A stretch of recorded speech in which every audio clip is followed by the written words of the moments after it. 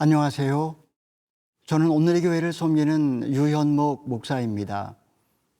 오늘 우리는 두려움과 불안이 짙게 들이운 시대를 살고 있습니다. 경제적 위기 앞에 한숨 짓는 가정, 병실에서 눈물을 흘리는 환자, 신앙 고백 때문에 조롱받는 청년들. 현실은 넉넉하지 않습니다. 2000년 전 바울의 현실도 다르지 않았습니다.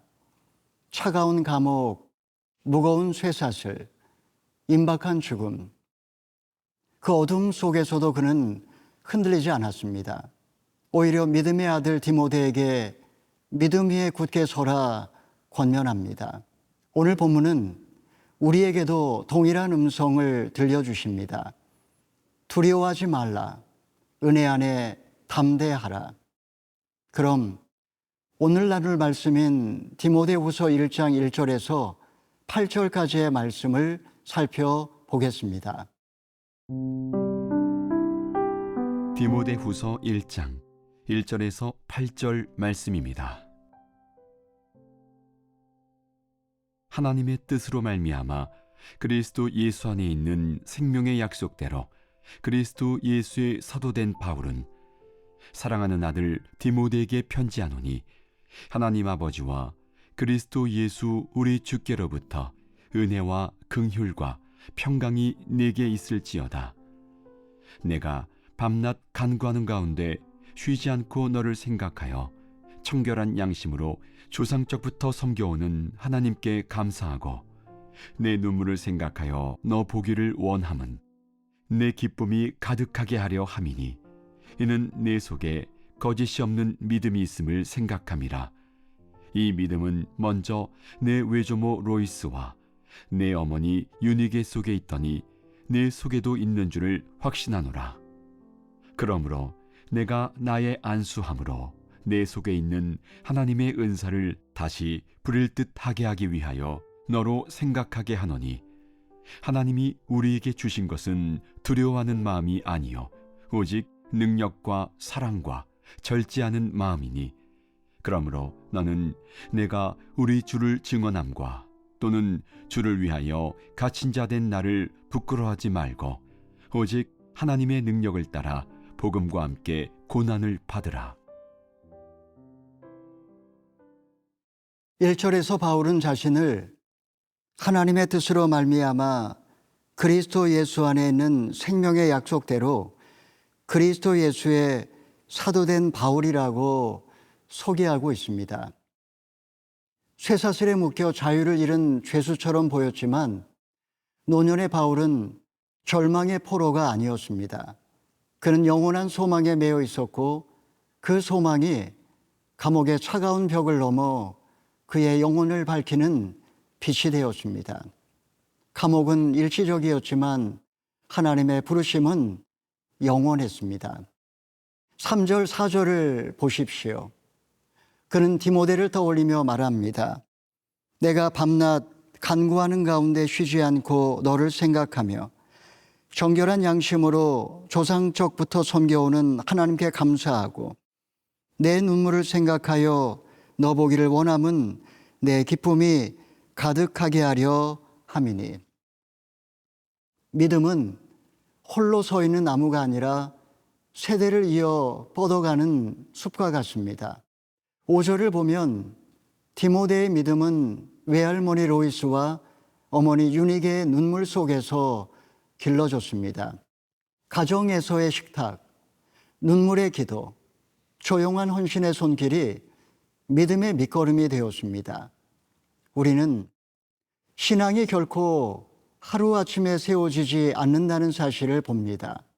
그것은 오랜 시간 눈물로 쌓이고 가정과 공동체 안에서 전해지며 하나님의 은혜로 자라는 것입니다.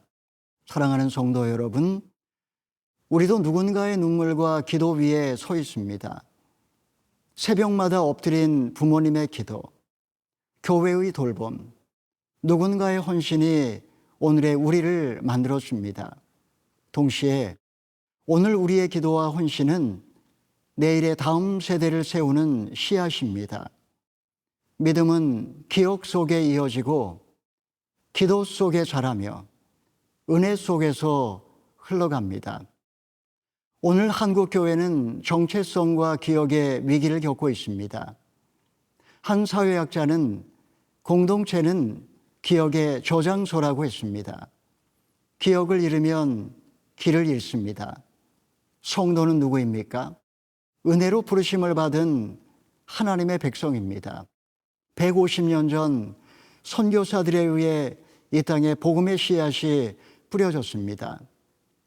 신앙의 선배들은 새벽마다 차가운 바닥에 엎드려 눈물로 기도했습니다. 우리의 뿌리는 은혜이고 우리의 줄기는 믿음이며 우리의 열매는 사랑입니다. 나를 세운 눈물과 기도의 기억은 무엇이며 다음 세대를 위해 어떻게 믿음을 심고 있습니까? 우리 모두 믿음의 기억을 잃지 않고 다음 세대에게 믿음의 유산을 전해줄 수 있기를 축복합니다.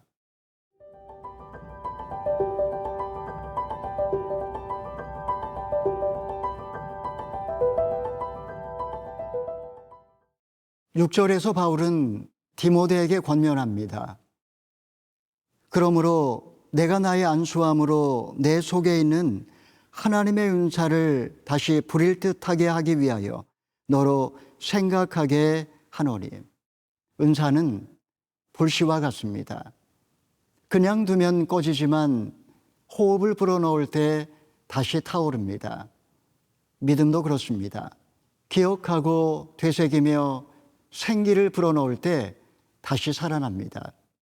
은혜의 불씨가 약해지지 않도록 주님 앞에 무릎 꿇고 기도할 때 하나님의 은사는 활활 타오르기 시작합니다. 7절을 보면 하나님은 우리에게 두려움의 영이 아니요 능력과 사랑과 절제의 영을 주셨습니다.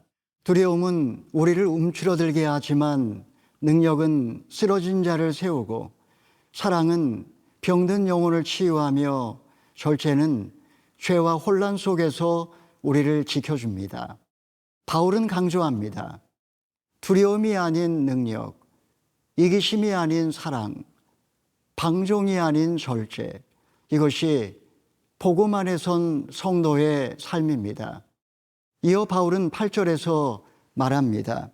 그러므로 너는 내가 우리 주를 증언함과 또는 주를 위하여 갇힌 자 된 나를 부끄러워하지 말고 오직 하나님의 능력을 따라 복음과 함께 고난을 받으라.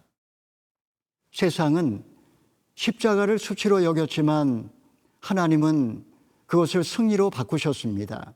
십자가는 실패처럼 보였으나 구원의 영광으로 드러났습니다. 복음은 숨기면 시들고 드러낼 때 꽃피우며 고난을 통과할 때 열매 맺습니다. 이것이 바울이 감옥에서도 흔들리지 않고 외칠 수 있었던 이유입니다. 사랑하는 성도 여러분, 오늘 우리의 현실은 어떻습니까?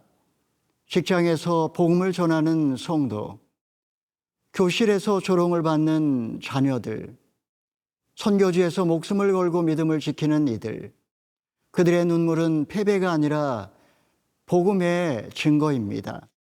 초대교부 터툴리아는 이렇게 말했습니다. 순교자의 피는 교회의 씨앗이다. 복음을 위해 흘린 눈물과 희생은 헛되지 않습니다. 그것이 다음 세대를 세우고 공동체를 살리며 교회를 더 깊이 뿌리내리게 합니다. 우리는 어떤 씨앗을 심고 있습니까? 두려움의 씨앗입니까? 아니면 믿음의 씨앗입니까? 나는 복음을 부끄러워하지 않고 어떻게 말과 행동으로 증언하고 있습니까? 오늘 하루도 고난 가운데 부활의 영광을 바라보며 믿음의 증인으로 사시기를 주님의 이름으로 축원합니다.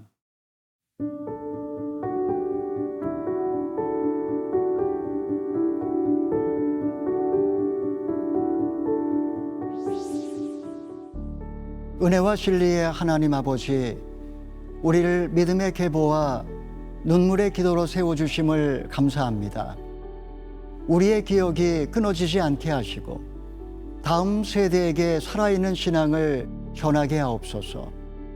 우리 속에 주신 은사를 다시 불타오르게 하시고 두려움이 아니라 능력과 사랑과 절제의 영으로 살게 하옵소서. 복음을 부끄러워하지 아니하고 고난 속에서도 충성하며 십자가와 부활의 영광을 드러내는 증인 되게 하옵소서. 주님의 부르심 앞에 한 몸 된 공동체로 응답하게 하시고 가정과 교회와 사회에서 거룩한 책임을 다하는 신앙 되게 하옵소서. 예수 그리스도의 이름으로 기도합니다. 아멘.